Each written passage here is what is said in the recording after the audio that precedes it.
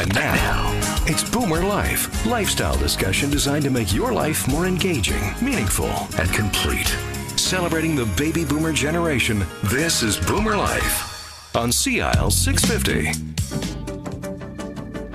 And welcome to Boomer Life on CIL 650. I'm Joanne Sutton. Happy to be here today with our first conversation of the year with our friends from the Alzheimer's Society of British Columbia. So once again, I am joined by CEO and who's basically become a co-anchor of this show. I would like to say welcome to Maria Howard. Hi, Joanne. Thanks for being here again. Excellent. Now, Maria has been spearheading the society, the Alzheimer's Society of BC, for the last 2 years.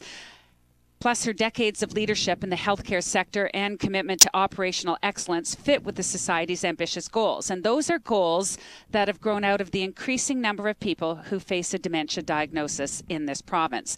So, Maria, on the last episode, we spoke about the importance of fundraising to the work of the Alzheimer's Society.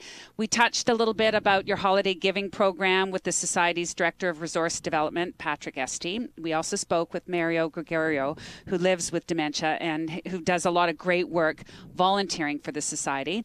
And then we were joined by Sharon Moskalik, the VP of Investors Group, who are the main sponsor behind the very successful fundraising event, the Investors Group Walk for Alzheimer's. So today it is timely that the focus is on Alzheimer's Awareness Month, which happens to be every January, and is an opportunity to look at the ways that people can take action, both on individual levels and as a community, to improve the quality of life for people living with dementia. But before we begin, as always, I would like to remind our listeners that there is a lot of information about the Alzheimer's Society of BC online on their website, as well as a wealth of resources that they can refer to. So please, if you feel free, visit alzheimerbc.org. So, Maria, nothing like starting off the new year with a bang. This is a pretty special month, isn't it? January is one of the most exciting months for the Alzheimer's Society in BC, but also across Canada, because it is the National Alzheimer Awareness Month. And it's a real wonderful time for our society in BC and other societies across the country to really promote awareness to communities, to as many people as we can about the impact of Alzheimer's and dementia and what that means for all of us. And what is the best way for someone to contact the Society if they had any questions or wanted to know more about what's happening on a local level or a national level? The Alzheimer's Society website is a great place to go to find lots of information.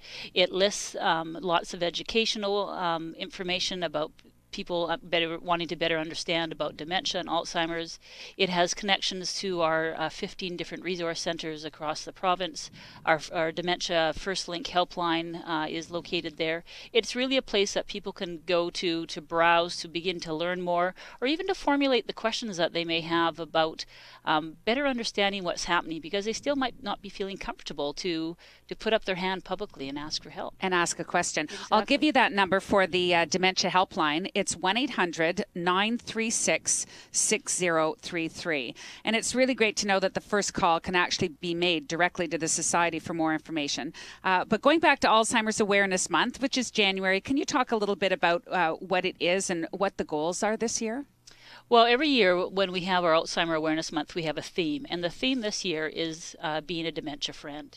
And that's really raising the awareness about what it is like to understand what dementia is, to be a friend to someone who has dementia, and decreasing the stigma around what it is when someone has a diagnosis. Dementia Friends is a national campaign. It's a campaign that's running in partnership between the Public Health Agency of Canada and the Alzheimer's Society of Canada in all the provinces. And really the promotion of the campaign is to bring people together to start the conversation about dementia and what it means to be a dementia friend. So what I'm hearing is what it means to be a dementia friend is just basically becoming educated, which would be a great place to start, because there's a lot of misconceptions about Alzheimer's disease and dementia is really not a natural part of aging, is it? No, and really the greatest premise of being a dementia friend is recognizing and understanding that it's better to do something to help than to do nothing at all. And when we speak about dementia friends, and we encourage people to go to the website dementiafriends.ca, there are really 5 things that are key to being a dementia friend. The first one, as you just suggested, is that being or having dementia is not a normal part of aging. This is something that does increase as one may age, but it is not a normal part. It is not something that we should expect to happen to ourselves necessarily. The second thing is that having dementia or Alzheimer's isn't just about memory loss.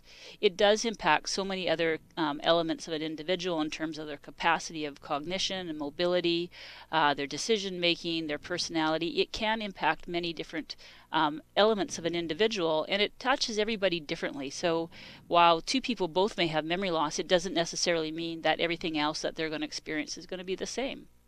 The other element, the third element, is recognizing that once someone does receive a diagnosis, a person can still have a really great quality of life. There are still lots of ways people can participate in their community and be involved in their care decisions. It is not something that the minute you have a diagnosis, things just stop.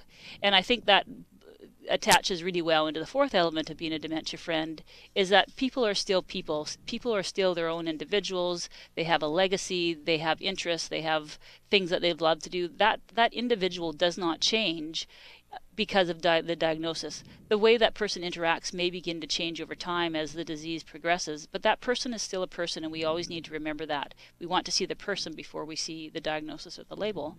And the fifth element is that the Alzheimer's Society of BC is here solely focused on helping families get through this journey, helping them better understand what's going to happen, what they can expect, decisions they should make. The Alzheimer's Society is here to help communities understand what they can do to support families to continue to have a great quality of life, and to promote research, to help bringing dollars and support to research, so hopefully we can find a cause or a cure.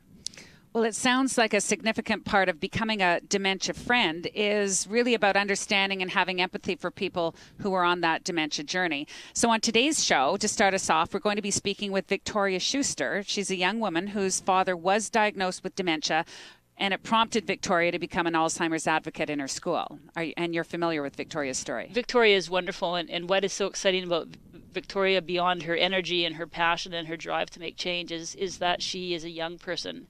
And it's really important for all people to recognize that dementia does touch everyone, and so to connect with youth and young adults to better understand what dementia is and the role they play is really important. And we're also very fortunate today to have Jennifer Stewart joining us from the Alzheimer's Society. Jennifer is the Manager of Advocacy and Education for the Society, and she's going to be speaking with us about a little bit more about Dementia Friends as well, but also about the Dementia Friendly Communities Initiative. And I know we've spoken about this in the past, but could you refresh our memories a little bit about what it means to have a dementia-friendly community? The Dementia Friendly Community is the initiative the Society is working on with a number of different municipalities across the province, and that is to work with municipalities such as Vancouver, New Westminster, Qualicum Beach, to think about what they might do in their community to support families who are living with dementia. And because everyone who is in a community as a person becomes a dementia friend, the Dementia Friends and the Dementia Friend communities partner so nicely together.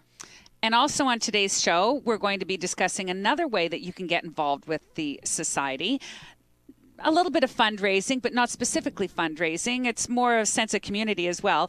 We're going to be speaking with Helmut Pastrick. He's the Chief Economist for Central One Credit Union, and the topic is going to be Breakfast to Remember. Now, I'm not sure I was even familiar about this event. Maria, do you mind telling us a little bit about what's so special about the Breakfast to Remember? Sure. The Breakfast to Remember event happens in both Vancouver and Victoria in February, and it focuses around bringing the business community together to have a dialogue about important issues in the business world and how that touches upon dementia and how dementia and business really are quite connected.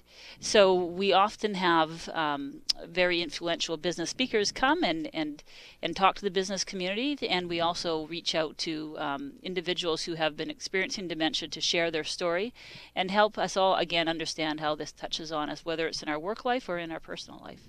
Is this Breakfast to Remember actually considered a fundraising event for the Society, or is it more of sort of a resource or an informative program?